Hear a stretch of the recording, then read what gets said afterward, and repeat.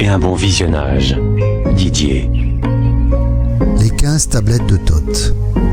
Table 1. L'histoire de Thoth, l'Atlante. Je suis Thoth, l'Atlante, maître des mystères, gardien de la mémoire ancestrale, roi, sage et mage. Je suis celui qui survit d'une génération à l'autre et qui s'apprête à entrer dans la chambre de la Menti pour guider ceux qui me suivront dans les souvenirs de la grande Atlantide.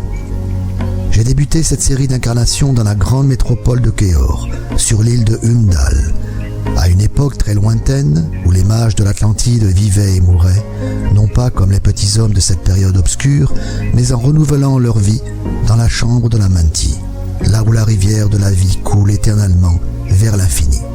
100 fois 10, j'ai parcouru la voie obscure qui mène à la lumière et autant de fois j'ai traversé l'obscurité pour régénérer mon pouvoir et ma force grâce à mon ascension dans la lumière.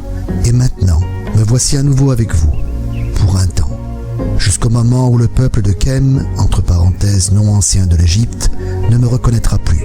Mais il reviendra le temps où je surgirai à nouveau, fort et redoutable, pour demander des comptes à ceux qui sont derrière moi. Alors attention à toi, peuple de Kem. Si tu as dénaturé mon enseignement, je te précipiterai en bas de ton trône dans les cavernes obscures d'où tu viens.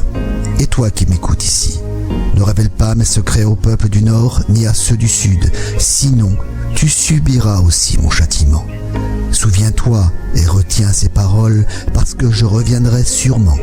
Du plus profond des temps et de la mort, je reviendrai pour punir ou récompenser les actes que tu as commis.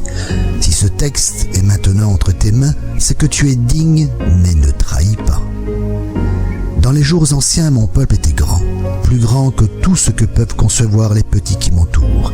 Il possédait une sagesse ancienne, puisant au cœur d'un savoir infini, provenant de l'enfance de la terre.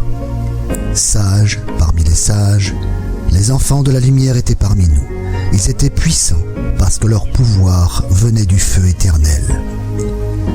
Mon père, Thothme, était le plus grand des enfants des hommes. C'était lui le gardien du grand temple où pouvaient venir les hommes des races qui habitaient nos 10 îles afin de rencontrer les enfants de la lumière. Porte-parole de la divine triade et gardien de Hunal, il savait parler au roi avec la voix qui doit être obéie. Puis arriva le moment où le gardien du temple demanda que je comparaisse devant lui. Peu d'enfants des hommes ont survécu à l'épreuve de son visage éclatant, le même visage que projettent les enfants de la lumière lorsqu'ils ne sont pas incarnés dans un corps physique. Je fus choisi parmi les enfants des hommes pour recevoir l'enseignement du gardien afin d'accomplir ses desseins qui mûrissaient dans le sein des temps. Sans autre désir que celui d'atteindre la sagesse, c'est dans ce tabernacle que j'ai passé de l'enfance à la maturité et que j'ai reçu l'enseignement sacré de mon Père sur les mystères anciens jusqu'au moment où le feu éternel de la sagesse vint s'installer en permanence en moi. Pendant une longue période, je fus assigné au temple pour apprendre encore et toujours plus de cette sagesse divine jusqu'au moment où il me fut possible d'approcher la lumière du grand feu. Le gardien du temple me montra la voie de la Menti, le monde derrière le monde, là où le grand roi siège sur son trône de gloire.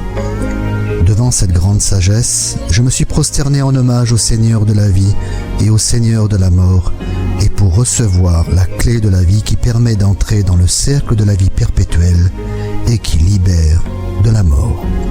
J'ai appris à voyager vers les étoiles jusqu'au point où l'espace et le temps fusionnent. Et après avoir bu longuement dans la coupe de la sagesse, j'ai appris à plonger dans le cœur des hommes afin d'y découvrir de plus grands mystères.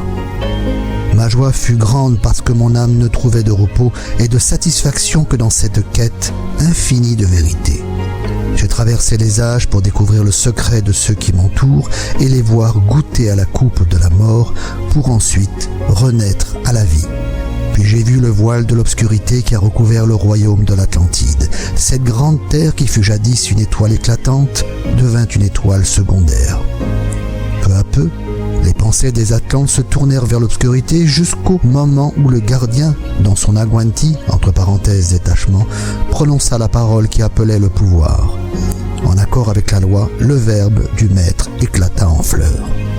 Du cœur profond de la terre, les enfants de l'Amenti entendirent son appel et avec leur logos, ils dirigèrent les mutations de la fleur du feu qui brûle éternellement afin que sa flamme change de direction.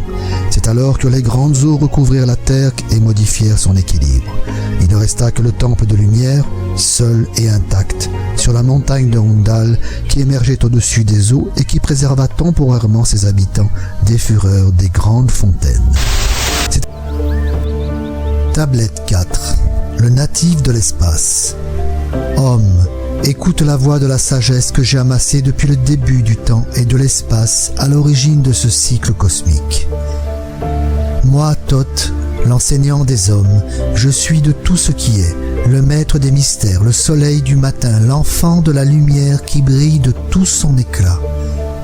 Il y a longtemps, durant mon enfance, dans la fabuleuse Atlantide, je contemplais les étoiles en rêvant de mystères qui dépassent les hommes. C'est alors que dans mon cœur grandit le désir de conquérir le sentier qui mène aux étoiles. Durant des années, j'ai cherché de nouvelles connaissances en suivant la voie de la sagesse, jusqu'au moment où mon âme s'est enfin libérée de ses entraves pour s'envoler. J'étais enfin libre des limites des hommes de la terre. Affranchi de mon corps, j'ai bondi dans la nuit. L'espace des étoiles venait enfin de s'ouvrir. J'étais libre des entraves de la nuit. J'ai parcouru l'espace sans fin, bien au-delà des connaissances et des limites des hommes. Loin dans l'espace, mon âme a voyagé librement dans le cercle infini de la lumière. J'ai vu de gigantesques planètes et des mondes étranges qui dépassent les rêves des hommes. J'ai découvert que la grande loi, dans toute sa beauté, est la même là-bas qu'ici parmi les hommes. Emporté par les scintillements de mon âme à travers la beauté infinie, j'ai voyagé avec mes pensées à travers l'espace. Je me suis reposé sur une planète de beauté où l'harmonie palpitait dans l'air. Il y avait là des formes qui se déplaçaient dans un ordre parfait, grandes et majestueuses comme des étoiles dans la nuit. Elles s'harmonisaient dans un équilibre ordonné, symbole de la loi cosmique. Nombreux sont les étoiles que j'ai croisées durant mon voyage, nombreux les mondes habités par d'étranges races d'hommes. Certains sont aussi évolués que les étoiles du matin, d'autres écrasés par la torpeur de la nuit. Tous et chacun persévèrent vers le haut, appréciant les sommets conquis et colmatant les brèches, parfois dans la clarté, parfois dans l'obscurité. Ils travaillent à augmenter la lumière.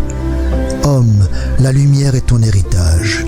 Sache que l'obscurité n'est qu'un voile. Scellé dans ton cœur se trouve la clarté éternelle qui attend l'occasion pour conquérir un peu plus de liberté et pour enlever le voile de la nuit. J'ai aussi rencontré des êtres qui ont conquis les terres et qui se sont affranchis de l'espace tout en demeurant des hommes. Loin dans l'espace, en utilisant la force qui est la fondation de toute chose, ils ont constitué une planète. Là, grâce à cette force qui baigne toute la création, ils savent condenser et précipiter les terres dans des formes qui se développent selon leur vouloir. Fabuleux par la science, grands par leur sagesse, voilà les enfants des étoiles. Longtemps je me suis arrêté pour contempler leur sagesse et je les ai vus construire de gigantesques cités d'or et de roses à partir de l'éther. Formé à partir de l'élément primordial, base de toute matière, l'éther est la quintessence universelle. Les enfants des étoiles savent constituer une image dans leur esprit pour qu'aussitôt l'éther se condense et se matérialise dans la forme choisie et commencer à grandir. C'est dans un lointain passé qu'ils ont conquis l'éther et qu'ils se sont libérés de la servitude du travail.